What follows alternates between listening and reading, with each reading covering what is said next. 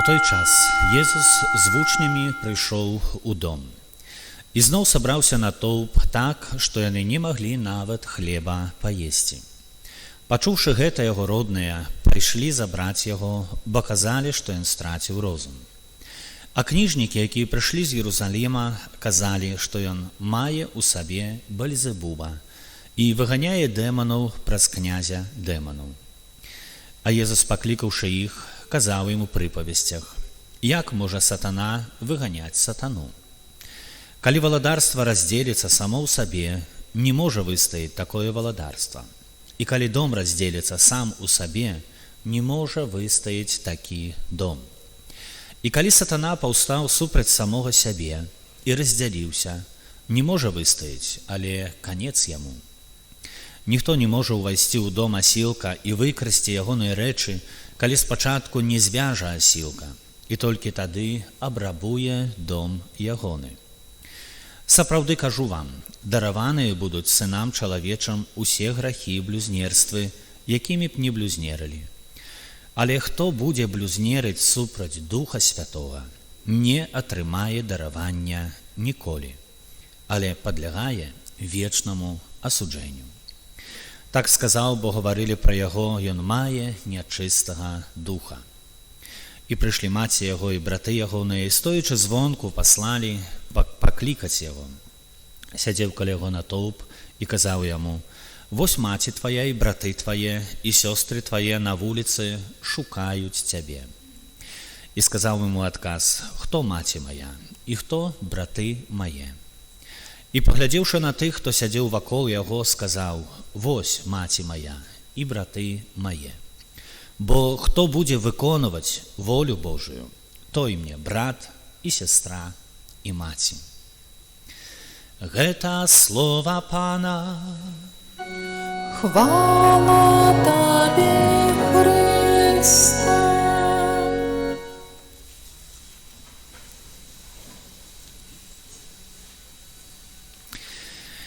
Узлюбленыя парафіяне, на этом тыдні мы святкавалі вялікую урачыстасць Божага цела, краналіся таямніцы цела і крыві Хрыста, Христус, які прыходзіць пад постаццю хлеба і віна. І сёння ў нашай парафіі будзе працэсія Божага цела пасля гэтай Еўхарыстыі.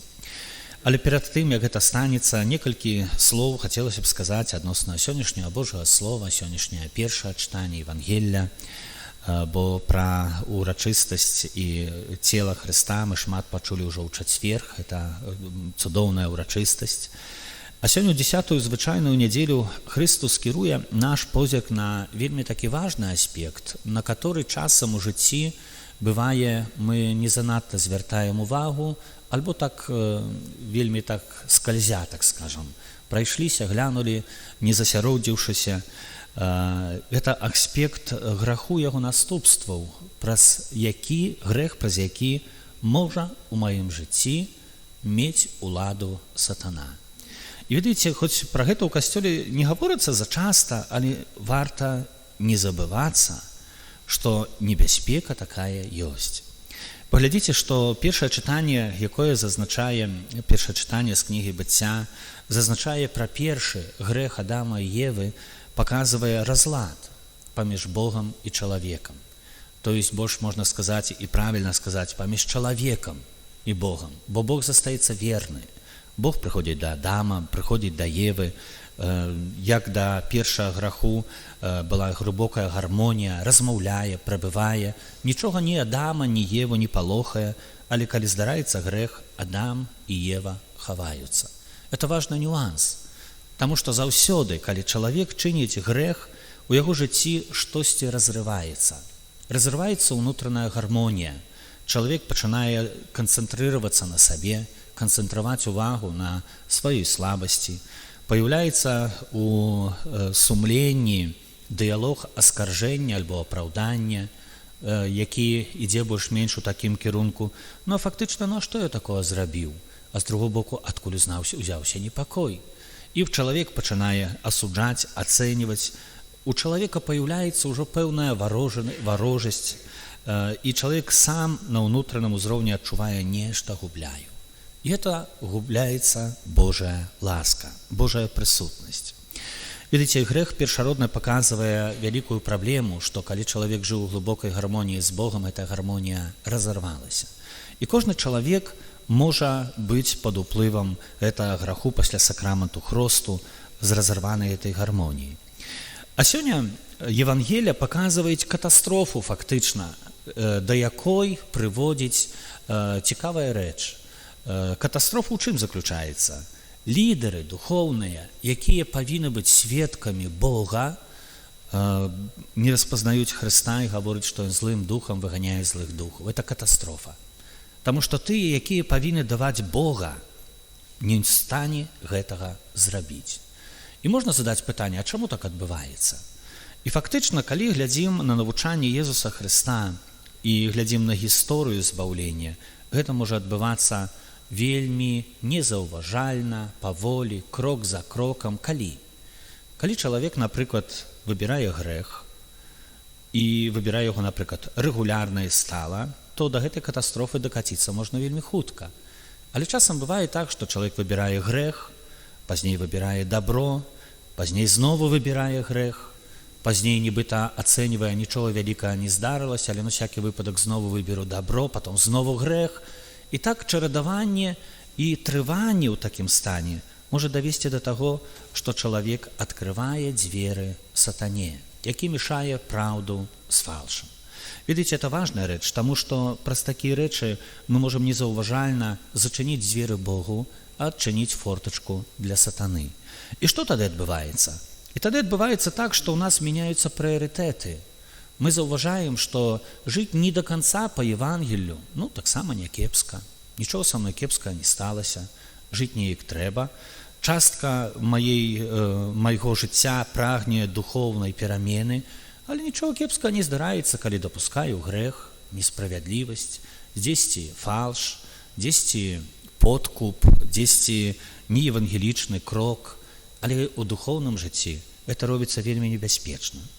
Паглядзіце, што фарысеі, якія называюць Езуса Хрыста, ты злым духам выганяеш злога духа, чыняць фактычна праяўляецца ў іхным жыцці тое, што яны ввогуле Богам не жывуць, а павінны быць лідарамі.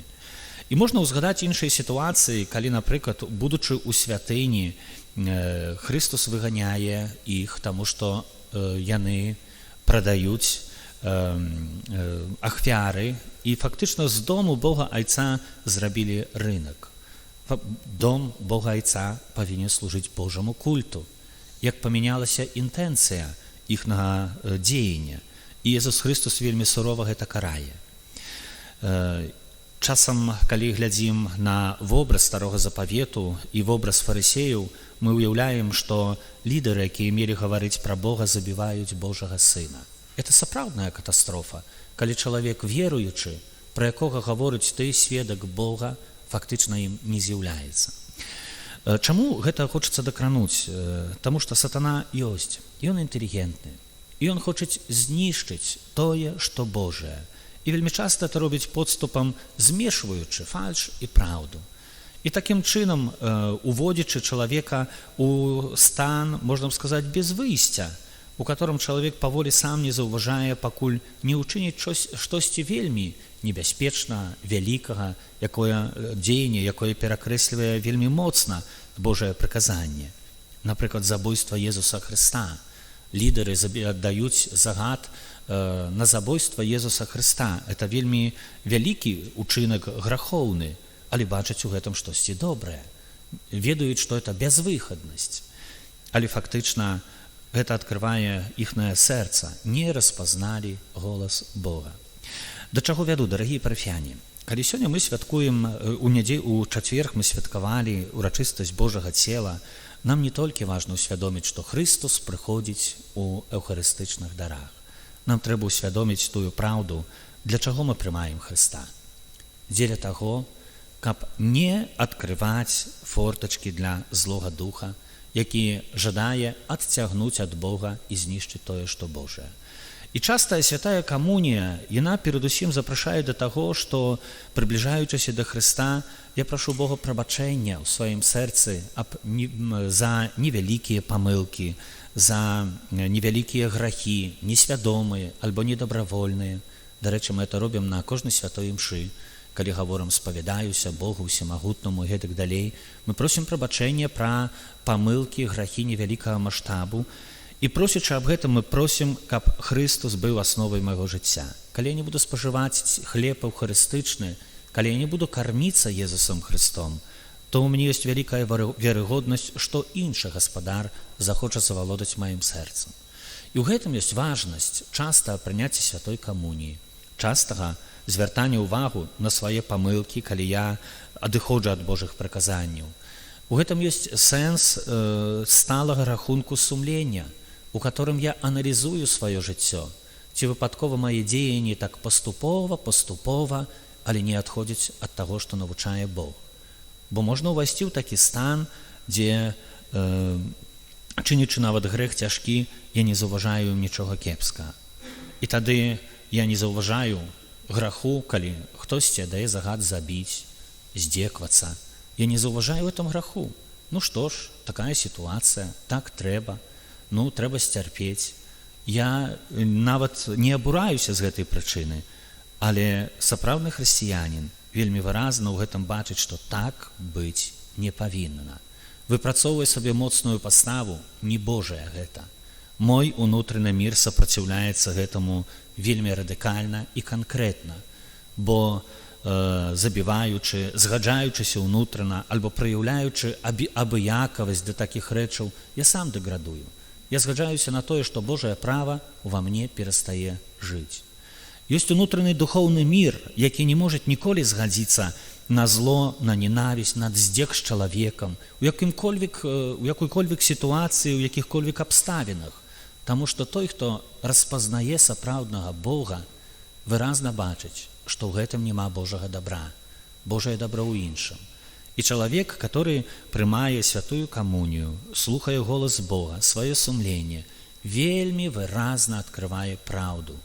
Любіць бліжняга – гэта фундамент. І гэта становіцца не толькі назвай, толькі ўздрыгваюцца ўсе найтаннейшыя і наглубейшыя падложжа чалавека, калі ламаецца такое прыказанне. І такі чалавек ніколі не будзе кіравацца ці злосцю, ці ненавісцю ў адносінах да бліжняга, муж да жонкі, жонка да мужа, бацькі да дзяцей. Таму што нават калі будзе праяўляцца пэўная нецярпялівасць ці пэўнае штосьці дрэннае, заўсёды будзе імкненне захаваць адносіны любові, бо Христус такі. Ягонае валадарства, яно поўнае любові. Сатана жадае разбіць гэта і знішчыць. І ён з гэтага цешыцца. Ён бы хацеў вайны. Таму што ў вайне можна знішчыць тое, што добрае. І такім чынам быў забіты і Христус, які радыкальна гаварыў злу не, але сам не помсціў. Радыкальна гаварыў, не згаджаюся з грахом, і радыкальна, вельмі сурова адказваў сатане, якога выганяў з беднага чалавека апантаннага, але ніколі не чыніў грэх, ніколі не праяўляў ненавісці, ніколі не праяўляў помсты, бо гэта дарога не Божая. Узлюбленыя, сённяшняе Божае Слово хочуць зрабіць чуткім нашае сэрца на тое, што рэальна Божае. Умець у сваім сэрцы радыкальна адрозніваць, што добрае, што кепскае, і бараніць унутранай паставы, у которой будзе абарона перад тым, што зло, тое, што з'яўляецца злым, і абароны той паставы, у якой праяўляецца любоў. Бо зло перамагаецца дабрынёй. Чалавек, які сеяць зло пад дзеяннем злога духа, ніколі шчаслівым не бывае. А чалавек, который дае дабрыню і любоў, насуперак цярпеннем і насуперак сітуацыям, з которым сустракаецца з несправядлівасцю, мае ў сэрцы супакой, бо яго беражэ сам Бог. Узлюбленыя, няхай гэтае слово будзе нам запрашэннем узрастаць у тым, што у хрысціянаў называецца правільным кірункам, Божым кірункам. І Бог, напэўна, будзе заўсёды з кожным чалавекам, які беражэ гэтую унутраную паставу і не дазваляе сатане захапіць яго жыццё. Амен.